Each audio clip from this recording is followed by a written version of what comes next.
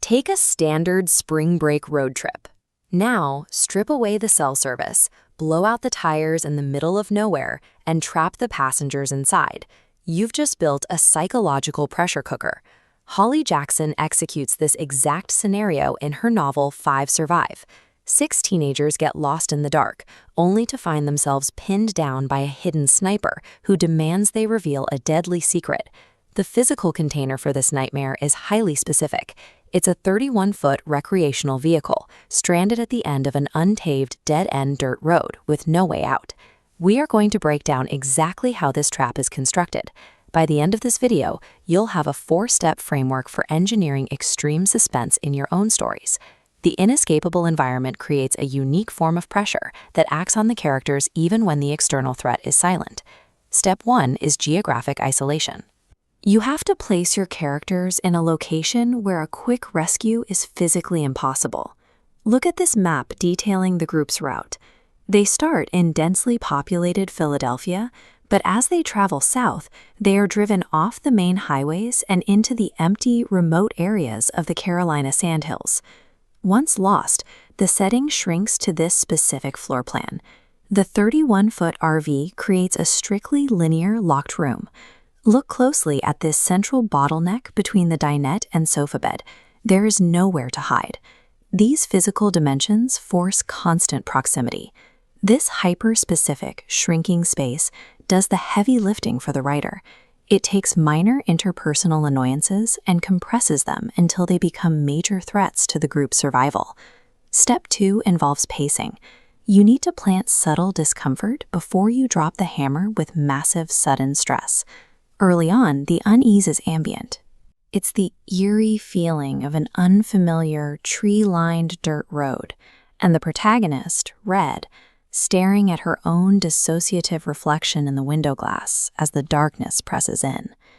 Then, the environment snaps from uneasy to lethal. The RV hits a pothole, all 4 tires blow out, and the engine completely dies. The physical trap is sealed by an external trigger. A hidden walkie-talkie suddenly fizzes to life, and the sniper issues his demand.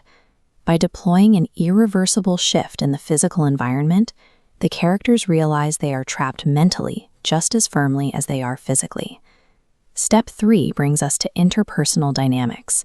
You use the external threat of the sniper to shatter the group's internal hierarchy. Under extreme stress, character roles mutate. Oliver, the group's natural leader, quickly shifts into demanding dictatorial control over the others. This control clashes directly with the rest of the group. Simon's attempts at humor fail completely, while others retreat into shrinking silence. This exposes the raw nerves of their friendships. Red, who is already burdened by past trauma, begins to lose trust in Maddie, the one person she previously viewed as her absolute safety net. The sniper accelerates this collapse by demanding one specific hidden secret. This acts as a wedge, forcing the survivors to suspect each other. The fractures in the group's hierarchy turn the interior of the RV into a threat as lethal as the rifle outside. Step 4 is the climax. You force your characters into a corner where physical survival requires them to abandon their morality. As midnight approaches, the panic peaks. Oliver uses calculated cold logic to argue that they must sacrifice one of their own to save the rest. To execute this, he introduces a twisted mechanism.